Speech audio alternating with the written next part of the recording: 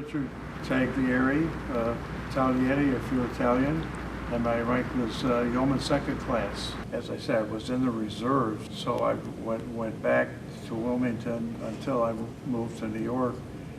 And actually what I did at the time, I was interested in becoming a radio man, which never happened, you know. Things went off in a different direction. So those were the kind of classes I took, but there were also classes in just general seamanship, you know, and things about tides and maneuvering ships and so on.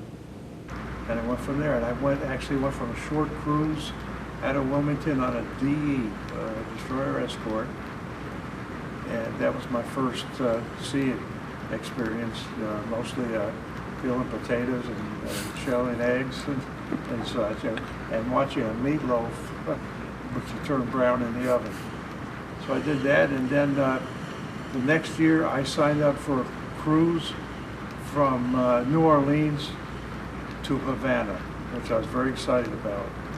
However, Fidel Castro decided that I shouldn't do that, and so that was all scrapped, and instead I went from Charleston, South Carolina, to Fort Lauderdale, Florida. So I went on that cruise. In 1960, I went to New York City, and I went to NYU for a year there. And my grandparents lived there, so I lived with them.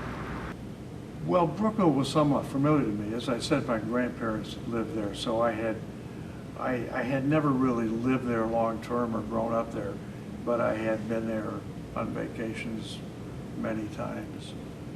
But to me, New York was exciting, very different from the rural South, you know, and got to go into New York and go to jazz clubs and, you know, see some interesting things and meet some interesting people.